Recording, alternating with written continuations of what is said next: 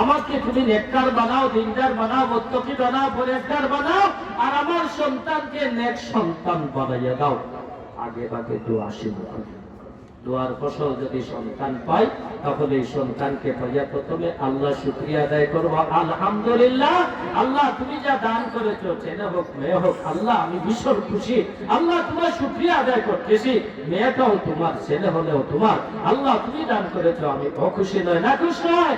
আল্লাহ মেয়ে পাইয়া আমি একটুকু নারাজ নয়, আল্লাহ তোমার দান আমি যথাসম্ভব যথাসাধ্য আল্লাহ এই নিয়ামতের কদর করব।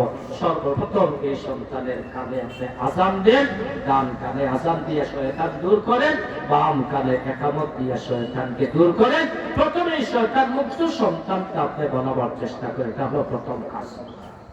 এটা সন্তানের অধিকার মা বাবার উপর। কয়েকটি অধিকার আমি বলে শেষ করবো ইনশাআল্লাহ। মা বাবার উপর সন্তানের প্রথম অধিকার, সন্তান যখন জন্ম নিবে তার কানে আল্লাহর নাম শুনে। কার নাম? আল্লাহর নাম। কার নাম?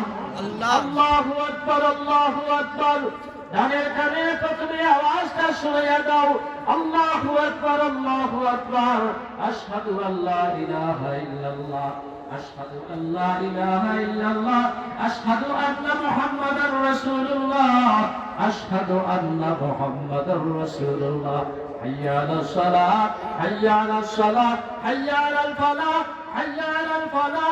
আল্লাহু আকবার, আল্লাহু আকবার, লা ইলাহা ইল্লাল্লাহ। এই কালিমার মধ্যে, আযানের কালিমার মধ্যে কয়েকটা বিষয়। এক নম্বরের বিষয় হলো প্রথমে আল্লাহর পরিচয়টা, আল্লাহু আকবার, আল্লাহ মহান, আল্লাহ মহান। প্রথমে আল্লাহর পরিচয়টা তার কানে ঢুকিয়ে দেন, আল্লাহ মহান। এই দুনিয়াতে আসার পর, এই দুনিয়াতে আসার পর তুমি দেখবা বড় চাকচিক্য, কেউ কিছু তোমাকে দিতে পারবে না, কেউ তোমাকে কিছু করতে পারবে না। লাভ ক্ষতি সবার মালিক একমাত্র যিনি, উনি আল্লাহু আকবার, আল্লাহ মহান। সেই বিশ্বাসের বাণী তার কানে প্রথমে ঢুকাইয়া দাও। সাথে সাথে আল্লাহ ছাড়া কারো দাসত্ব চলবে না, এই কথাটাও তাকে শিখাইয়া দাও। আশহাদু আল্লা ইলাহা ইল্লাল্লাহ, আল্লাহ ছাড়া কোনো মাবুদ নাই। তাওহীদের বাণী তার কানের মধ্যে ঢুকিয়ে দাও, রিসালাতের বাণী ঢুকিয়ে দাও। আশহাদু আন্না মুহাম্মাদার রাসূলুল্লাহ, রিসালাতের বাণী বিশ্বাস তার অন্তরে, তার কানের মধ্যে ঢুকিয়ে দাও।